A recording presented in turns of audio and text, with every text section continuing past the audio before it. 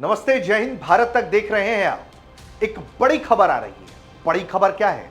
खबर यह है कि ईरान ने पर्शियन गल्फ कंट्रियों को चेतावनी दी है कि अगर अपना एयर बेस या अपने हवाई सीमा क्षेत्र का इस्तेमाल हमारे खिलाफ होने दिया तो फिर अंजाम भुगतना पड़ेगा। यह जानकारी कहां से आई है? तो यह जानकारी आई है रॉयटर्स के हवाले से। रॉयटर्स ने अपनी एक रिपोर्ट में सीनियर ईरानी अधिकारियों के हवाले से यह बताया है कि ईरान उन तमाम देशों पर कार्रवाई कर देगा जो देश अपना हवाई क्षेत्र का इस्तेमाल करने देंगे इजराइल को ईरान के खिलाफ। तो किन पर्शियन देशों को उसने क्या कुछ कहा है और लगातार किस तरह की मीटिंग्स चल रही हैं, यह हम आपको इस वीडियो में बताएंगे। तो सबसे पहले आपको दिखाते हैं कि यह रहा ईरान और यहां है इजराइल। अब इजराइल इस तरफ से आकर घूमते हुए ईरान पर हमला करेगा या फिर यहां से उड़ते हुए इराक और फिर ईरान या फिर सऊदी या कुवैत या Bahrain, Qatar, United state of अमीरात जो है वहां से होते हुए ईरान के अंदर दाखिल होगा और जहां जहां अमेरिकन बेस मौजूद है क्या उसका इस्तेमाल कर सकता है ईरान पर हमला करने के लिए। चूंकि ये जो इजराइल है और यहां से जो एयर स्पेस है वो तकरीबन 2000 किलोमीटर दूर है। ऐसे में फाइटर जेट्स की इतनी लंबी उड़ान बहुत मुश्किल है, चुनौतीपूर्ण है, इसलिए वक्त लग रहा है इस तरह के प्रिपरेशंस में।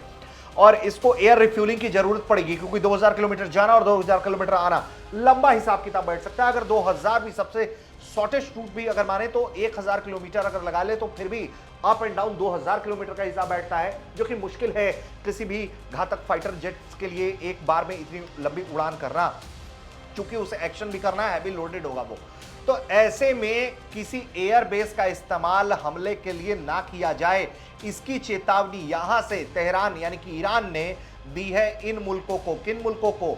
इराक को कहा है, कुवैत को कहा है, सऊदी अरेबिया को कहा है, बहरीन को कहा है, कतर को कहा है, यूएई को कहा है, ओमान को कहा है कि देखिए जनाब, अपने वायु क्षेत्र का आप इस्तेमाल हमारे खिलाफ ना होने दें, ना अपने एयरबेस का इस्तेमाल हमारे खिलाफ होने दें।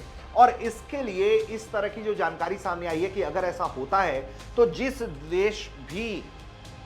देश के जरिए भी इजराइल को मदद मिलेगी इस तरह के हवाई हमले करने में, ईरान उस देश के खिलाफ कार्रवाई करेगा, ऐसी तैयारी है। लेकिन इससे पहले शांतिपूर्ण तरीके से यह बात समझाने के लिए ईरान के विदेश मंत्री तमाम देशों के दौरे पर हैं। वो कतर भी गए थे, यूएई भी गए थे, सऊदी भी गए थे। लगातार पर्शियन गल्फ कंट्रीज जो हैं उनके नेताओं से मुलाकात कर रहे हैं और गुजारिश कर रहे हैं कि आप ये सुनिश्चित करिएगा कि हमारे खिलाफ हमला आपके वायु क्षेत्र से ना हो। अगर ऐसा होता है तो यह मामला एस्केलेट हो जाएगा और बहुत मुश्किल स्थिति है। माना यह जा रहा है कि सऊदी का एयर स्पेस इस्तेमाल हो सकता है या बेस। तो ऐसे में ईरान और सऊदी के बीच हाल ही में जो साल 2023 में जिस तरह से इन दोनों देशों के बीच दूरियां पहले से हो गई थी, फिर दोस्ती हुई 2023 में, तो फिर से वो खटास आ सकता है। और अगर ऐसा कोई भी देश करता है और ईरान रिटेलिएट कर देगा तो फिर पूरे मिडिल ईस्ट की स्थिति खराब हो सकती है। जो इजराइल का चैनल 12 है उसने ये बताया है कि यूएस और जो अरब स्टेट्स हैं उन्होंने बातचीत करनी शुरू की है एक तरह से कि वो ईरान से इस वक्त सीज फायर करवा सकें, ताकि जो कयास लग रहे हैं कि इजराइल हमले की तैयारी कर रहा है ईरान पर, उसको रोका जा सके ईरान को टोन डाउन करके। इसकी कोशिशें हो रही हैं, लेकिन ये नहीं बताया है कि इसमें इजराइल इन्वॉल्व है कि नहीं है इस सीज फायर की बातचीत में ईरान को लेकर। अब ऐसे में वो जो लगातार साइडलाइन में मुलाकात की है ईरान ने अरब देशों के नेताओं से, कतर से, इसके अलावा दूसरे देशों से ईरान के विदेश मंत्री ने, इसका कितना असर होगा ये देखना होगा। और सबसे बड़ी बात है कि अगर इस स्थिति इलाके में अगर किसी भी तरह से अगर झगड़ा छिड़ जाता है और कारण इजराइल होता है तो आप मानकर चलिए कि यहां झगड़ा होगा तो सबसे पहले असर आपको तेल के बाजार पर देखने को मिलेगा।